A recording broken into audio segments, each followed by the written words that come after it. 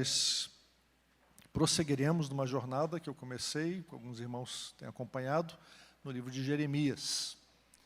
Nós já nos encontramos com Jeremias 4 vezes, e hoje nós estudaremos então o capítulo 7. Jeremias, capítulo 7, versículos de 1 a 15. Convido os irmãos para uma breve oração antes de lermos a palavra. Senhor Deus, obrigado por esse privilégio de estudarmos a Tua palavra.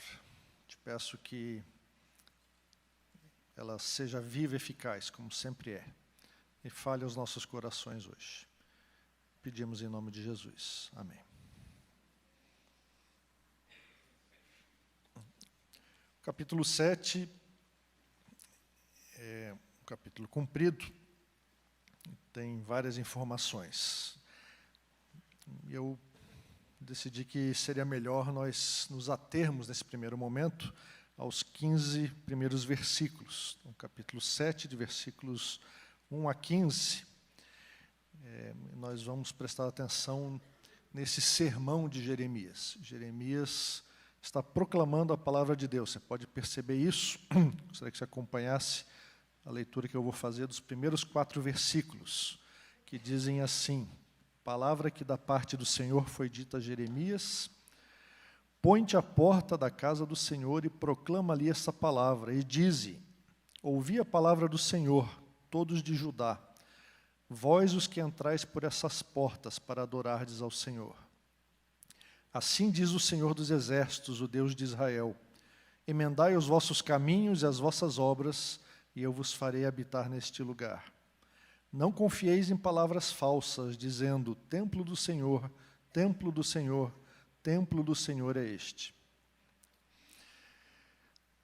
Depois nós vamos ver o desenvolvimento do texto subsequente, mas o que nós percebemos aqui? Deus deu uma ordem para Jeremias, colocou uma convicção no seu coração e uma ordem de que ele deveria ir até o templo, ali em Jerusalém, e proclamar na porta do templo essa palavra, ou seja, num local bem visível, onde a população estava passando, e onde vinham para adorar ao Senhor, onde as pessoas vinham para fazer os seus sacrifícios, para assistir ao culto, e Jeremias devia se portar ali, então, se colocar ali na porta daquele local e proclamar essa mensagem. E Jeremias traz então essa mensagem bastante incômoda, como nós vamos ver, que se compõe de 2 pontos. Se você prestou atenção, ele fala 2 coisas. No versículo 3, ele diz que a mensagem de Deus é: emendai os vossos caminhos e as vossas obras. E no versículo 4, ele diz que a mensagem de Deus é: não confieis em palavras falsas. O restante dos versículos é um desenvolvimento desses 2 assuntos. Ele vai falar ao povo de Deus sobre esses 2 assuntos.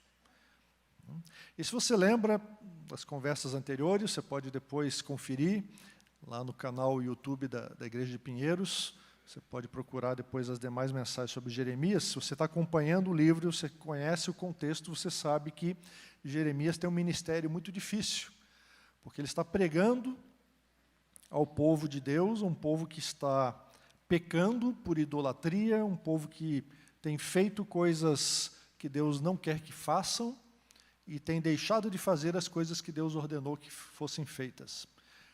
Deus está com o coração partido, ele fala isso lá no começo de Jeremias.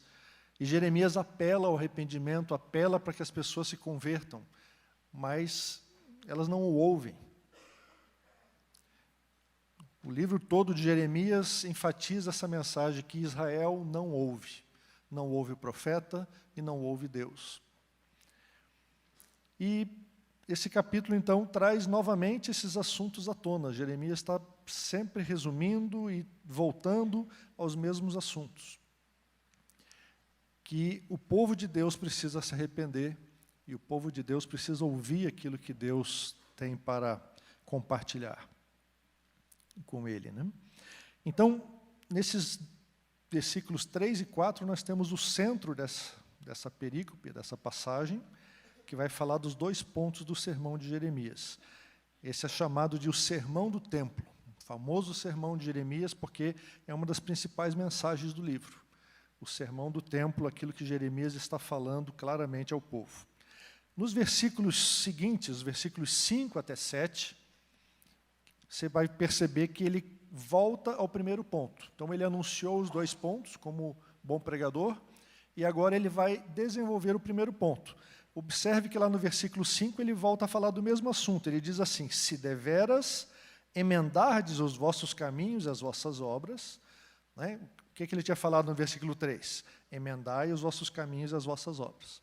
Então, ele está voltando ao primeiro ponto, né, para explicar com mais detalhes o que Deus quer dizer com isso. E o que Deus está falando? O que é emendar os caminhos? É consertar, o caminho está torto. Você precisa, então, emendar o caminho, emendar as vossas obras, as ações, a prática. Jeremias não está falando de consertar conceitos, ele está falando de consertar prática, consertar o caminho que as pessoas andam, consertar as obras que as pessoas fazem, né? E ele vai especificar quais são essas obras. Se você observar ali no versículo 5 e 6, o que ele diz? Qual é a exigência que Deus está fazendo com referência ao cotidiano dos crentes? Veja se você acha aí no versículo 5 e no versículo 6 que Deus está pedindo uma reforma no culto. Tem alguma coisa lá sobre isso? Deus está pedindo sinceridade na adoração? Deus está pedindo mais tempo de oração aqui? Deus está pedindo mais estudo doutrinário? Deus está pedindo mais evangelismo? Não estou dizendo que essas coisas não são importantes. Outros pontos da palavra vão falar sobre a importância desses itens. Mas o que Jeremias está dizendo aqui, a palavra que Jeremias tem para o povo é de que eles precisam praticar a justiça. Não é isso? Versículo 5.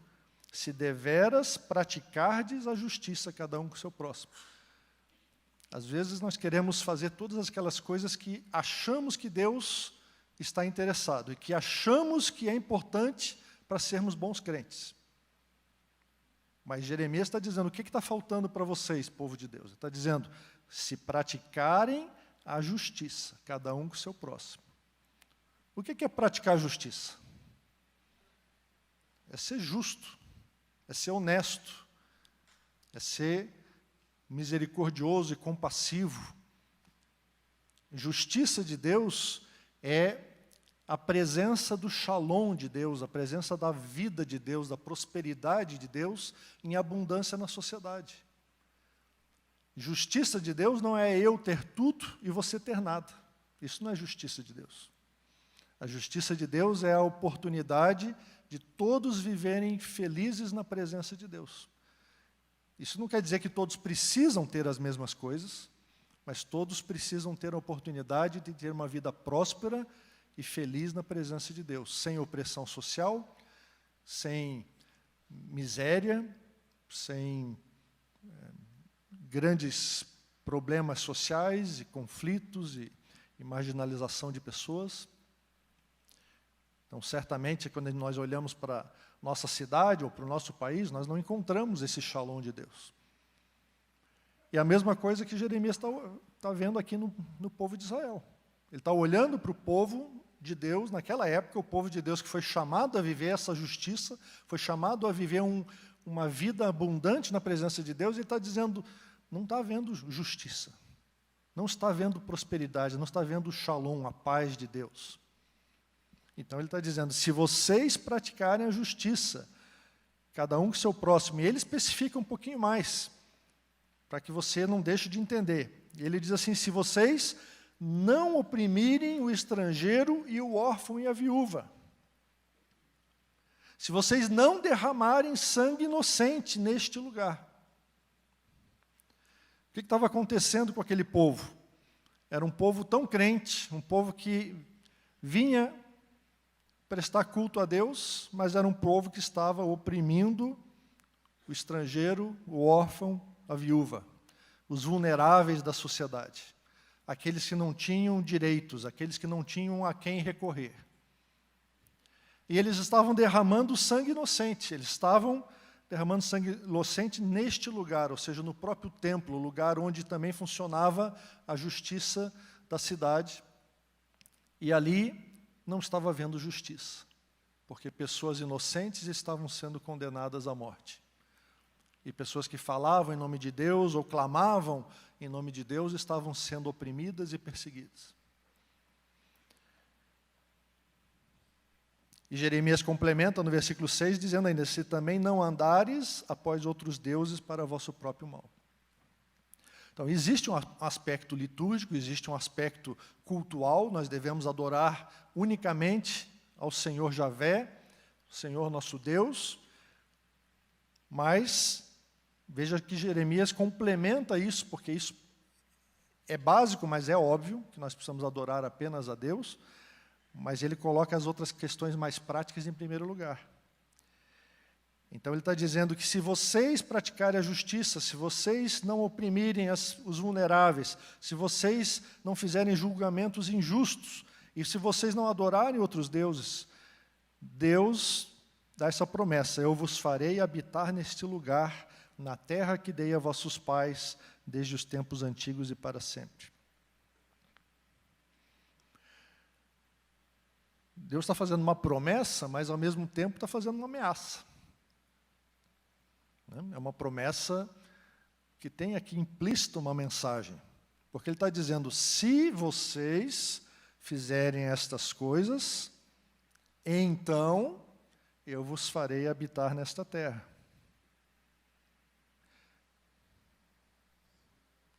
Para bom entendedor, meia palavra basta. Se você não praticar a justiça, se você continuar oprimindo o seu próximo, se você continuar fazendo julgamentos desonestos, se você andar após outros deuses, o que vai acontecer? Você não vai habitar na terra que Deus deu aos patriarcas. Essa é a mensagem de Jeremias para Israel, uma mensagem que já choca de imediato o israelita, aquele que está escutando e pensando, mas eu achei que a gente estava aqui para sempre. Deus deu, é promessa de Deus, ninguém pode tirar porque Deus deu. Mas Deus está dizendo que Ele vai tirar. Ninguém pode tirar de nós aquilo que Deus deu, mas Deus pode. Porque Deus é Deus. E Deus deu essa terra, Deus deu essa permissão de eles adorarem naquele local, de construírem o templo, mas Ele deu isso condicionalmente.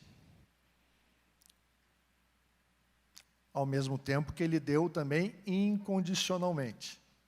Tem algumas coisas na Bíblia que são difíceis de entender. E eu quero abordar isso, espero que com graça e sabedoria, só para tentar explicar para vocês como é que uma promessa de Deus pode ser ao mesmo tempo condicional e incondicional. Se você observar lá no versículo 7, que termina esse primeiro ponto de Jeremias, do sermão dele, ele diz assim, eu vos farei habitar nesse lugar, na terra que dei a vossos pais, desde os tempos antigos e para sempre. Então Deus está dizendo, olha, eu dei essa terra para os pais de vocês, para os patriarcas, para sempre. Mas ao mesmo tempo ele está dizendo que se vocês não obedecerem, se vocês não praticarem o bem, a justiça, tudo aquilo que eu mandei, vocês não vão habitar nessa terra. Esquisito, né? Parece contraditório, paradoxal. Então, por um lado, a terra, que sinaliza aqui nesse texto a bênção de Deus, o viver na presença de Deus, ela é uma promessa incondicional, por um lado. Por quê? Porque ela depende daquilo que Deus decidiu. Deus decidiu dar essa terra aos patriarcas. Abraão não fez uma reunião de oração lá em Ur e clamou durante semanas e meses para dizer, Deus me dá uma terra, me mostra onde é que eu vou, porque eu preciso de uma terra para eu e a Sara vivermos felizes. Não, Deus chamou Abraão e disse, sai da tua terra e vai para a terra que eu te mostrarei. Eu vou dar uma terra para você, Abraão. Abraão disse, tá bom, vamos embora.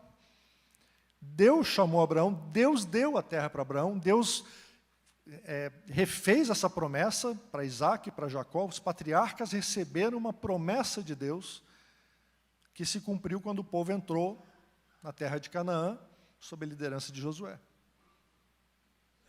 E por mais que eles tenham feito um esforço e tenham lutado e participado de batalhas, mas quem deu essa terra para eles foi Deus. Porque Deus é que dava cada uma das vitórias. Todas as vezes que eles quiseram lutar sozinhos, eles se deram mal. Por quê? Porque era o Senhor que estava indo à frente e liderando as vitórias e dando aquela terra para eles. Então, de uma certa maneira, é uma coisa que depende apenas de Deus.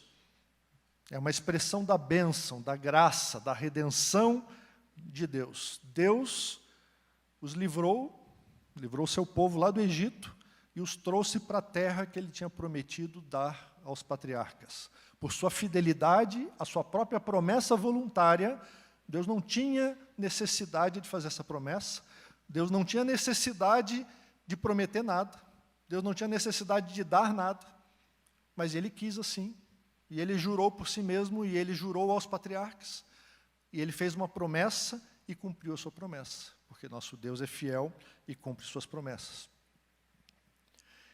Mas, por outro lado, essa promessa também é condicional. Se você tem dúvidas, pode ler o livro de Deuteronômio, por exemplo, que tem vários textos em que Moisés já vai sinalizando isso, e vai dizendo, olha, se vocês não forem fiéis aos mandamentos, Deus vai expulsar vocês da terra. Eles não tinham nem entrado ainda. Em Deuteronômio, Moisés está do outro lado ainda do rio, falando ao povo, à nova geração, e dizendo, olha, o que vai acontecer quando vocês entrarem na terra, preste atenção, obedeçam a Deus, não esqueçam dos mandamentos de Deus. E ele diz, se vocês não obedecerem, vocês vão perder a terra. O contrato que Deus está assinando com vocês, a aliança, é uma aliança de locador e locatário. Deus é o locador, vocês são locatários. Os locatários anteriores, que eram os cananeus, não obedeceram às regras. Deus deu um tempo para eles, falou lá para Abraão que ia dar mais 400 anos, para ver se eles se conformavam às regras, para ver se eles obedeciam. Não se conformaram, Deus teve que fazer uma ação de despejo. Então chamou os israelitas para fazer o despejo dos locatários anteriores e deu a terra para os novos locatários, o povo dele. O que aconteceu com esse mesmo povo? Se você sabe um pouquinho da história de Israel e de Judá, você sabe que nem o povo do norte, depois que o reino se dividiu, depois de Salomão, nem o povo do norte, nem o povo do sul obedeceu às regras. Então Deus também despejou esses outros locatários.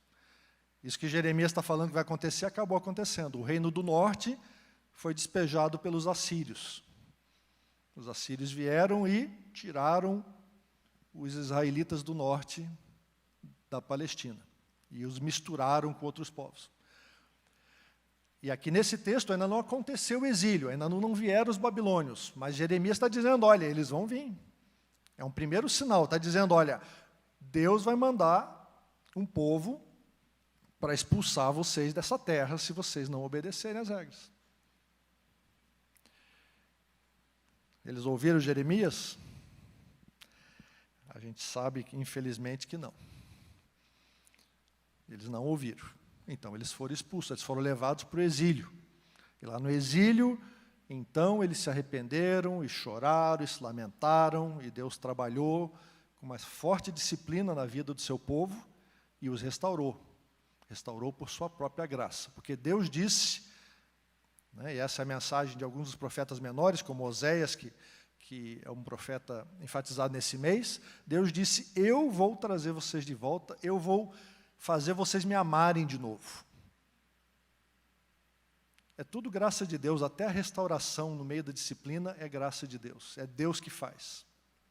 E Deus, então, vai chegar naquele ponto lá no exílio, mas aqui ainda não havia acontecido o exílio, então Jeremias está falando que se houvesse obediência, eles continuariam habitando na terra. A terra tinha sido dada a eles, e dada aos patriarcas, mas a condição de permanecer vivendo na presença de Deus naquele local era a obediência. Viver uma vida de adoração a Deus, mas uma vida de adoração a Deus que obedeça às suas estipulações de justiça. Então Israel não fez nada para começar esse relacionamento com Deus. Como eu falei, foi Deus que chamou Abraão, Isaque e Jacó, Deus que libertou seu povo do Egito, Deus que fez todas as coisas, a graça de Deus inicia todas as coisas. A tarefa do povo de Deus é reagir ao amor de Deus com obediência. Então a graça sempre vem em primeiro lugar e a obediência vem em segundo lugar. Para continuar andando com Javé, para continuar vivendo na presença de Deus e desfrutar das bênçãos de Deus, Israel tem que se submeter àquilo que Deus mandou, às ordenanças de Deus. Quando não faz, Deus traz disciplina, Ele traz o exílio, Ele traz alguma outra maneira de disciplinar o seu povo. Eu creio que já está bem claro como é que isso se aplica a nós, mas vamos um pouquinho mais a fundo nisso, vamos contextualizar essa mensagem de Jeremias para a igreja de hoje. Como é que isso se aplica à nossa vida? Bom, em primeiro lugar, nós não podemos iniciar um relacionamento com Deus, nós não podemos fazer nada, não depende de nós. Você pode buscar quanto você quiser, você pode virar um monge, você pode tentar ser o mais religioso possível, você nunca vai conseguir encontrar Deus sozinho. É isso que a Bíblia nos ensina. Quem nos encontra é Deus, não é você que encontra Deus. Não é você que busca, não é você que inicia. Você é encontrado por Deus. Deus se faz achar. Ele quer que você busque, mas é Ele que se apresenta a você. É a graça de Deus que acha você, que toca você, que muda você. Então, nós só podemos reagir ao imenso amor de Deus que nos é oferecido, aceitando o preço que Ele pagou para nos reconciliar com Ele, como nós celebramos na ceia agora de manhã. E Paulo explica lá em 2 Coríntios 5 que tudo provém de Deus que nos reconciliou consigo mesmo por meio de Cristo. Deus reconciliou o seu povo consigo mesmo. Foi Deus que fez isso. Nós só temos aqui entender e aceitar pela fé e crer que Deus fez isso em Cristo Jesus, que é o próprio Filho de Deus. O que é que nós fizemos nisso tudo? Nós somos passivos, nós olhamos, nós entendemos e nós cremos. Nós não derramamos uma gota de sangue pela nossa própria salvação. Quem fez isso foi Jesus. Então nós não podemos iniciar esse relacionamento com Deus, é pela graça, somente pela graça. Então, em segundo lugar, com aplicação, isso já descarta todo o legalismo, todo o mérito pessoal quanto à salvação. Você não está aqui porque você merece. Você não está aqui porque você faz coisas boas para Deus ou porque você ganhou pontos no céu. Você está aqui porque Deus trouxe você aqui. Porque Deus chamou você, porque Deus tocou em você. E você reagiu positivamente. Você disse sim para Deus. Foi o máximo que você fez. É só pela graça que nós estamos na presença de Deus. Em Hebreus 10, o autor diz que nós tenhamos, pois, intrepidez para entrar no Santo dos Santos, pelo sangue de Jesus, pelo novo e vivo caminho que Ele nos consagrou. Jesus abriu um caminho para nós acessarmos a presença do Pai. E é isso que nós vamos fazer aqui todo domingo. Nós vamos acessar a presença do Pai, nós vamos adorá-lo, porque nós queremos cultuá-lo, nós queremos glorificá-lo. E nós fazemos isso pelo novo e vivo caminho, que é o caminho de Jesus. Mas há esse outro lado que eu falei. Então, em primeiro lugar, nós não podemos fazer nada e nós não temos mérito, e isso, portanto, derruba todo o legalismo. Mas, em terceiro lugar, a vida contínua na presença de Deus exige obediência aos mandamentos. Essa obediência é o único caminho para nós desfrutarmos totalmente das bênçãos divinas. Isso é ensinado tanto no Antigo Testamento quanto no Novo. Algumas pessoas, às vezes, acham que o Antigo Testamento fala só de leis e de obediências e que o Novo Testamento fala só de graça. Mas, infelizmente, irmãos, isso é uma distorção do ensino bíblico. A Bíblia toda fala da lei e fala da graça. A graça vem primeiro, Deus nos atinge com a sua graça maravilhosa, nos transborda e ela nos deixa completamente sem palavras e nós reagimos, então, com amor e com obediência à lei de Deus. A lei de Deus nos instrui e nos diz como nós devemos viver na presença de Deus. E ela é um passo necessário e subsequente à nossa reação de nos reconciliarmos com Deus. Paulo fala lá em Romanos 6, e daí havemos de pecar porque não estamos debaixo da lei, sim da graça? De modo nenhum. E ele continua dizendo, fostes feitos servos da justiça. Nós somos escravos da justiça, nós somos servos da justiça, nós fomos chamados por Deus para participarmos do seu reino, para sermos obedientes, para praticarmos a justiça. Então, em quarto lugar, como aplicação, isso descarta aquela graça barata que diz que, bom, já que eu sou salvo, eu não preciso fazer mais nada, eu posso viver como eu quiser. Eu apareço na igreja, na Páscoa e no Natal, e já está bom, né? De vez em quando eu dou uma oferta para ninguém passar fome, porque eu já sou salvo. Não é isso que ensina a igreja presbiteriana, que uma vez salvo, sempre salvo? Então eu não preciso fazer mais nada, eu já garanti, tenho o ticket. Mas não é isso que a Bíblia ensina.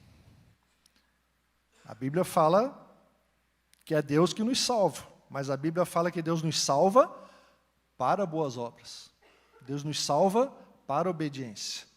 Deus tem nos chamado para andarmos num relacionamento contínuo de prática da justiça, de obediência aos mandamentos. Você não obedece para conseguir a salvação.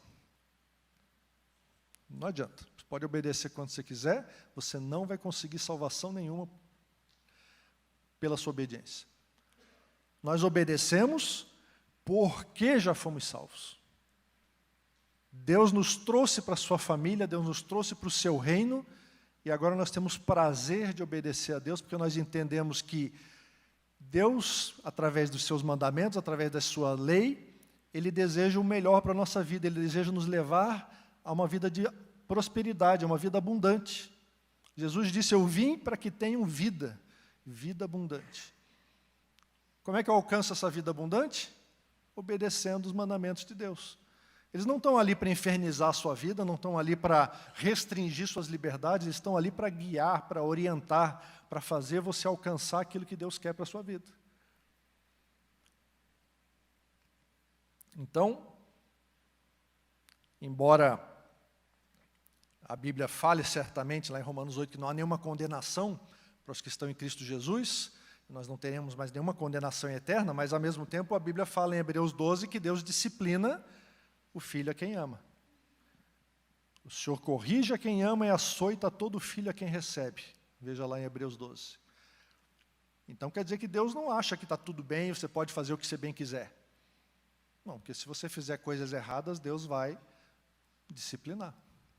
Porque Ele quer que você cresça, Ele quer que você amadureça, Ele quer que você passe por esse processo de obediência à sua palavra. Então eu creio que isso tudo que Jeremias está falando lá para o povo de Israel tem uma aplicação muito clara, muito imediata nas nossas vidas.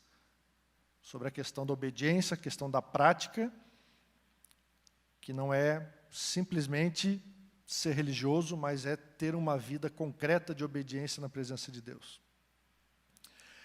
E nisso Jeremias passa então para o segundo ponto, como eu falei. Lá no versículo 4 ele já tinha adiantado, ele diz, não confieis em palavras falsas. Observe lá no 8 que ele volta a falar a mesma coisa. Ele diz, eis que vós confiais em palavras falsas, que para nada vos aproveitam. Então no versículo 8 ele volta ao segundo ponto do seu sermão. Quais são essas palavras falsas? Observe lá no versículo 4, quando ele falou primeiro. Ele cita 3 vezes uma frase que o povo de Israel o povo de Judá mais propriamente, estava falando naquela época. Templo do Senhor, templo do Senhor, templo do Senhor é este. O que isso quer dizer? É uma fórmula mágica? É um mantra? Para que serve falar isso? Quando você percebe o contexto, e você continua a ler os versículos seguintes até o versículo 15, você percebe que, na verdade, o povo daquela época achava que estava completamente seguro na cidade de Jerusalém. Eles achavam que, pelo fato de que Salomão tinha construído o templo para Deus, e que Deus tinha vindo com a sua glória e enchido aquele templo, que eles estavam completamente protegidos de todos os inimigos, de tudo que pudesse vir contra eles, porque o templo do Senhor estava no meio de Jerusalém. O próprio Deus, Criador do universo, habitava ali no meio deles. E por isso eles se achavam completamente seguros. E se você perceber, pensando teologicamente, ou pensando até com base na experiência, eles tinham razão em pensar isso. Porque se Deus é por nós, quem será contra nós? Se Deus está habitando conosco e nós estamos habitando com Deus, pode vir o inimigo que quiser. Ninguém conseguirá nos derrotar. Ninguém conseguirá nos derrubar.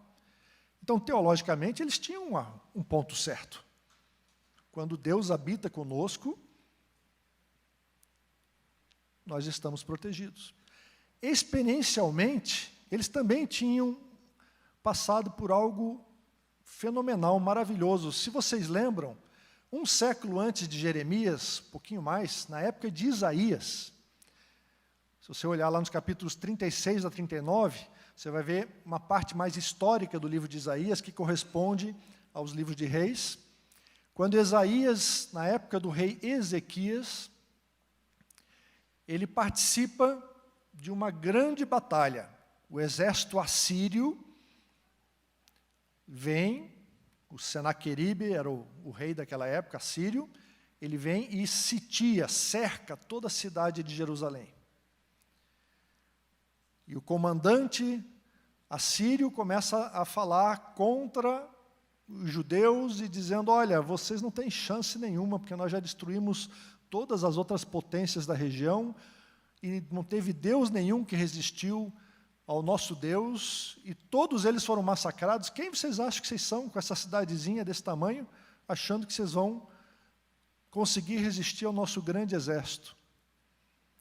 E o texto diz que tinham lá 185 mil soldados. Não era pouca gente, não, rodeando a cidade. Se você não lembra dessa história, leia depois lá, Isaías 36 e 37 principalmente. E lá no Isaías,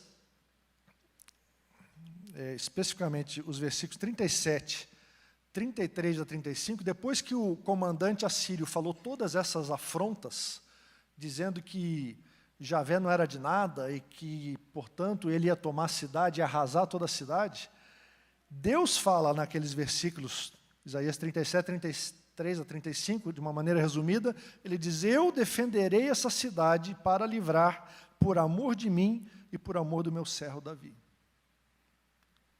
Então, por amor de Davi, por amor de si mesmo, da sua glória, Deus disse, eu a defenderei. E o que aconteceu? Um anjo passou pelo acampamento e matou os 185 mil soldados. E quando o comandante acordou, ele viu que não tinha mais exército. Uma situação miraculosa. Os judeus que estavam dentro da cidade, tremendo de medo e sem saber o que fazer, não fizeram nada mesmo. O que eles fizeram? Ezequias foi, se prostrou na presença de Deus, escutou o profeta Isaías. Isaías disse, confia em Deus. Não busca alianças, confia em Deus. Deus vai livrar você. E Deus livrou. Então, tanto teologicamente, quanto na própria experiência do povo, eles tinham base para pensar, não, mas Deus nos livra. Quando a coisa aperta, Deus nos livra da situação. Não importa se o inimigo é 10, 100 vezes maior, Deus vai nos livrar. Mas Jeremias está dizendo, não confieis em palavras falsas. Ele está dizendo, olha, isso que é uma verdade se tornou falsidade, se tornou algo falso. Por quê? Porque vocês estão apegados a uma verdade teológica, que é uma verdade também condicional. Ou seja, se Deus habita no meio da cidade, enquanto você tem um bom relacionamento com Ele, tudo vai bem.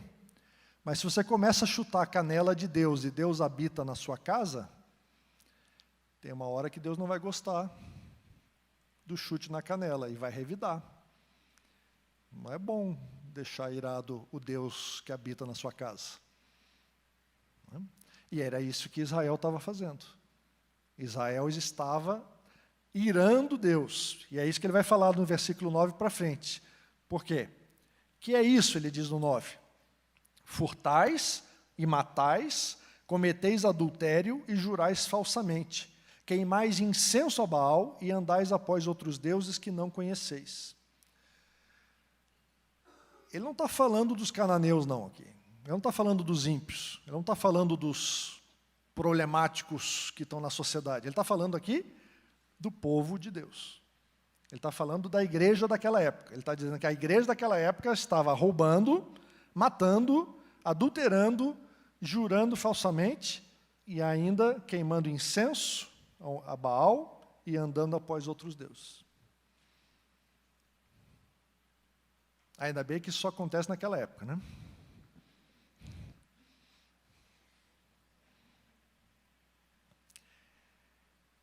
E observe ali no versículo 10. Olha a hipocrisia.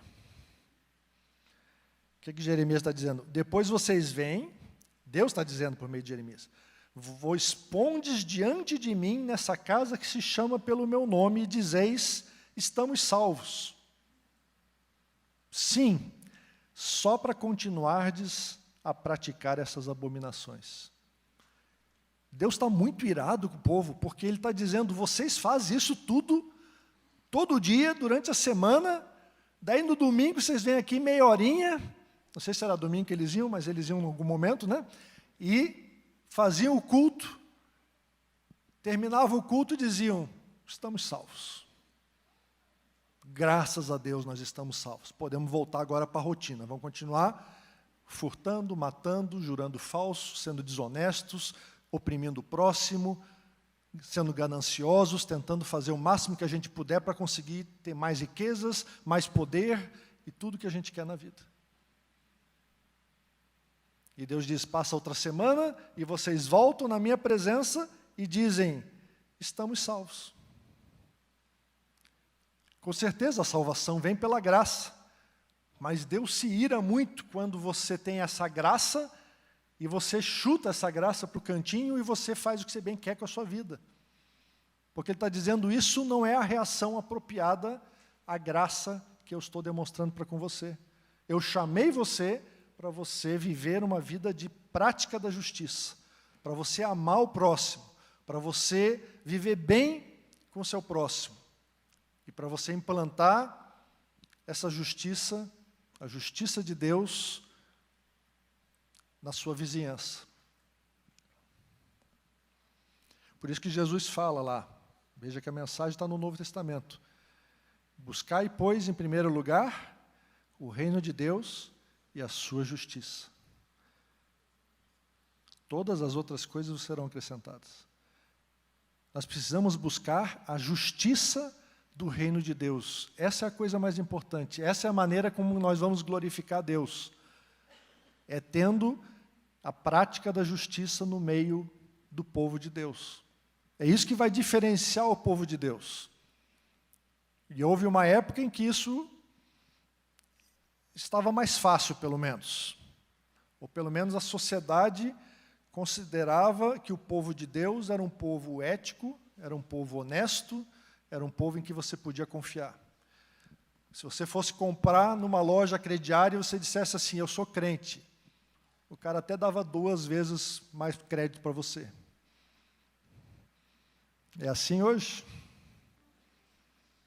Hoje, se você disser que é pastor, o cara nem abre o crédito. O que aconteceu, gente? O povo de Deus perdeu totalmente a credibilidade.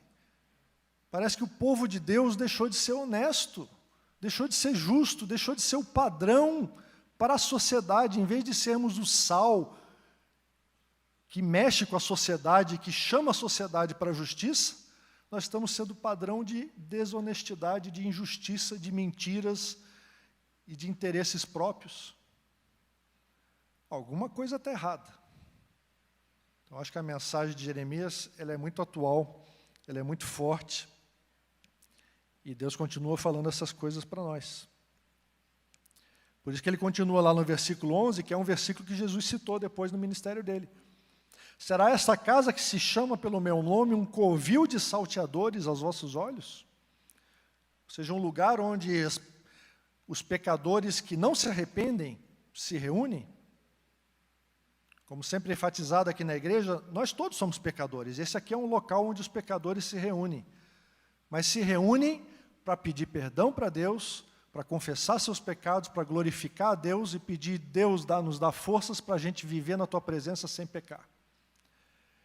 O que Jeremias está dizendo, olha, vocês transformaram isso aqui num covil de salteadores, num covil de ladrões. E agora a igreja reúne um monte de gente que bate um tapinha nas costas um do outro e diz, mais uma semana que eu consegui lucrar, consegui me dar bem, agora vamos cantar um hino e vamos para frente. Então Deus está falando com o povo lá, e está falando conosco agora também. E ele conclui esses últimos versículos dizendo que o povo devia verificar um outro local. Lá no versículo 12 ele diz, ide agora ao meu lugar que estava em Siló, onde no princípio fiz habitar o meu nome, e vede o que lhe fiz por causa da maldade do meu povo de Israel. Se você conhece um pouquinho da história de Israel, ou se você lembra das aulas de escola dominical, você deve lembrar que Siló era onde estava montado o tabernáculo de Deus. Ali, o sacerdote Eli oficiava. Ali, Ana entregou seu filho Samuel. Samuel cresceu ali, naquele tabernáculo lá em Siló. Era o local consagrado, era onde habitava a presença de Deus. Deus fala, eu fiz habitar o meu nome ali. E talvez naquela época as pessoas também achassem, não, mas se Deus habita aqui, então ninguém vai conseguir nos vencer, ninguém vai conseguir destruir esse local. E Deus está chamando a atenção do povo para dizer para eles, olha, vejam o que eu fiz com aquele lugar. Por causa da maldade do povo, Deus permitiu que os filisteus destruíssem aquele local. E o tabernáculo saiu dali, a arca da aliança foi tomada, e depois voltou, né? Mas tem toda uma história lá para você ler, os livros de Samuel. Mas certamente Deus acabou arrasando aquele local. E ele está chamando a atenção do povo, porque ele diz, se vocês, no versículo 13, se vocês fazem todas essas coisas, eu tenho falado com vocês, começando de madrugada, vocês não me ouvem, eu chamei, vocês não respondem, eu também vou fazer essa casa que se chama pelo meu nome, na qual confiais, e a este lugar que vos dei a vós outros e a vossos pais, como fiz a Siló. Lançar-vos-ei da minha presença, como arrojei a todos os vossos irmãos, a toda a posteridade de Efraim. Efraim aqui é um apelido, é um nome que Deus dá ao povo do norte, a Israel, que algumas vezes na Bíblia é chamado de Efraim. Então ele está dizendo, assim como o pessoal do norte já foi punido, e foi arrasado, e foi lançado fora da terra, assim eu vou fazer com vocês. Por quê? Porque vocês estão confiando na presença do templo, mas não estão obedecendo os meus mandamentos. E eu tenho falado, desde madrugada, ele diz, vocês não têm ouvido. Jesus vai repetir depois essas coisas, dizendo, Deus tem mandado os seus profetas, os seus mensageiros, e vocês continuam não ouvindo. E vocês mataram os mensageiros e vão matar o filho do dono da vinha, mas não vão ouvir a mensagem. Por quê? Porque o povo de Deus é muitas vezes duro de serviço, né? Duro de nuca. Não sabe se dobrar diante de Deus, não sabe obedecer aquilo que Deus tem nos ordenado. Então, que tipo de aplicação a gente pode tirar dessa outra, segundo ponto de Jeremias? O que a gente pode aprender aqui? Em primeiro lugar, eu queria que você pensasse, né, que isso não aconteceu só no passado. O povo de Israel se fixou na ideia de que tinham o templo de Deus e por isso estavam seguros. E nós fazemos isso também, nós facilmente trocamos o relacionamento com Deus por um relacionamento com as coisas de Deus. Nós perdemos o foco. Deus sabe que nós somos limitados assim, mas por isso que Deus constantemente nos chama a atenção. Nós esquecemos que o nosso relacionamento é com o Senhor Deus. Nosso relacionamento é com o Pai, com o Filho e com o Espírito Santo. E nós passamos a nos relacionar com as coisas de Deus. Nós nos focamos na Bíblia, nós nos focamos na oração, na vida devocional, nós fazemos evangelismo e dedicação missionária, nós confiamos no fato de que viemos à igreja todo domingo, nós confiamos no fato de que somos crentes, nós confiamos no fato de que somos bons em doutrina e sabemos todo o catecismo, nós confiamos no fato de que a nossa família está na igreja, e nós achamos que estamos seguros. Mas esse é um falso sentimento de segurança. Por quê? Porque o seu relacionamento com Deus depende da sua obediência a Deus e da sua íntima comunhão com Deus, que se revela na prática através da obediência aos mandamentos. Não porque você faz algumas coisas que são religiosas ou devocionais, e nem porque você conhece coisas doutrinárias, mas porque você tem um relacionamento vivo com o Senhor. Então, em primeiro lugar, eu queria aplicar isso para você e para mim, dizendo, pense sobre isso. Se você não tem trocado a sua segurança, não tem colocado a sua segurança em outras coisas, em vez de ser em Deus, você acaba colocando essa segurança sua em outras coisas, nas coisas que são religiosas, nas coisas que são de Deus. Em segundo lugar, essas coisas não são suficientes para garantir a bênção de Deus. Então, se você quer ter uma vida abençoada por Deus, se você quer ter uma vida abundante na presença de Deus, você tem que focar nisso que Jeremias está falando, na piedade pessoal, mas também no amor ao próximo, na ética social. A sua vida deve ser uma vida de prática da justiça. As práticas religiosas, os profetas vão falar isso o tempo todo,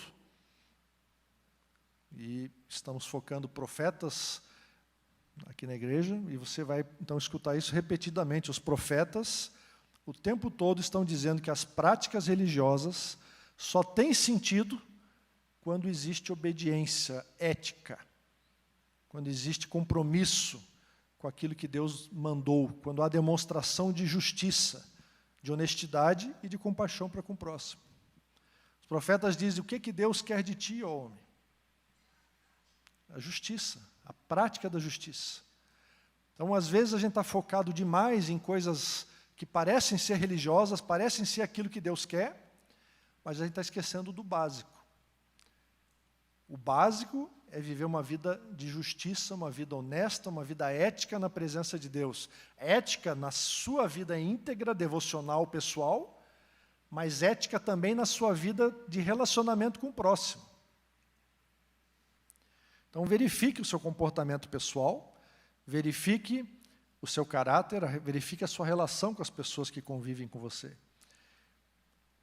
E avanço para um terceiro ponto e aplico um pouquinho mais forte ainda, porque Jeremias não nos apenas exorta e chama essa ética social, mas como ele também dá essa ênfase profética muito forte contra a religiosidade que acaba abafando e escondendo a prática da opressão social.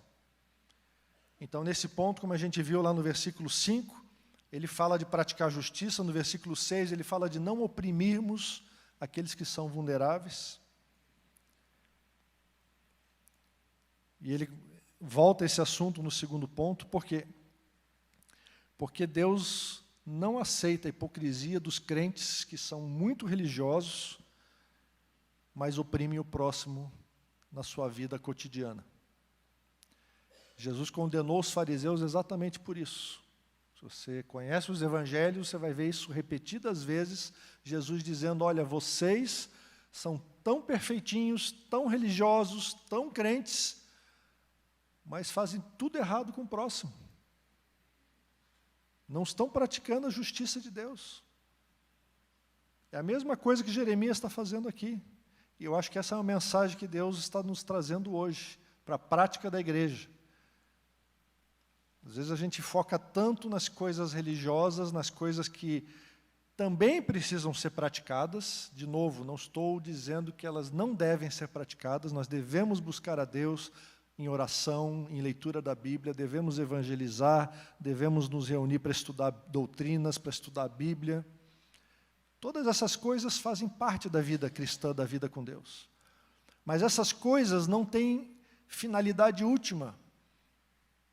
Elas servem como um meio de instrução de Deus, um meio de graça para que nós possamos viver na presença de Deus com ética, com integridade, amando a Deus com toda a nossa força, com todo o nosso coração, com toda a nossa alma, e amando ao próximo como a nós mesmos.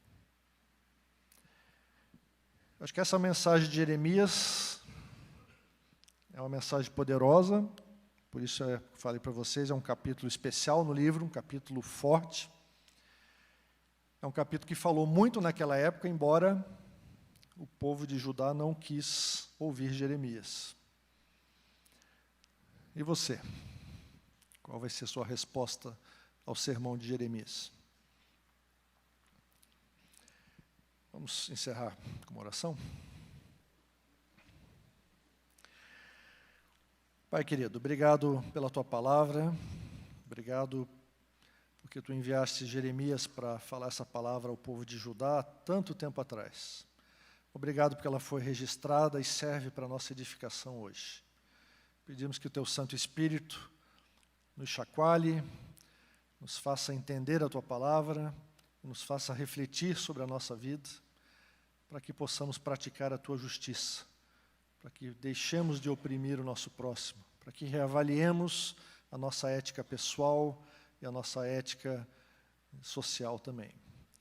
Abençoa a cada um aqui, a cada família, para que possamos praticar a tua palavra e glorificar o teu nome em tudo que fazemos.